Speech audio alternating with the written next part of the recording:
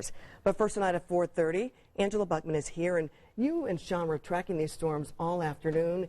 It started off small and then it got a little bigger before it finally dissipated, but oh, how scary it was. It was scary, and seeing those pictures and hearing those folks, it really makes the hair stand up.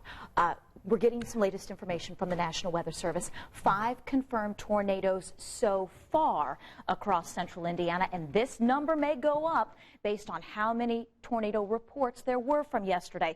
The strongest EF3 damage in Kokomo, EF2 eastern Montgomery County, an EF1 in Howard, an EF1 Carroll that then moved into Howard County, and an EF0 that touched down just to the northeast of downtown Indianapolis, 25th and LaSalle. These are all of the tornado and funnel cloud reports from yesterday. There were more than 40, so again, we may see our confirmed number of 5 tornadoes go up. We'll continue to bring you the latest information. Ann?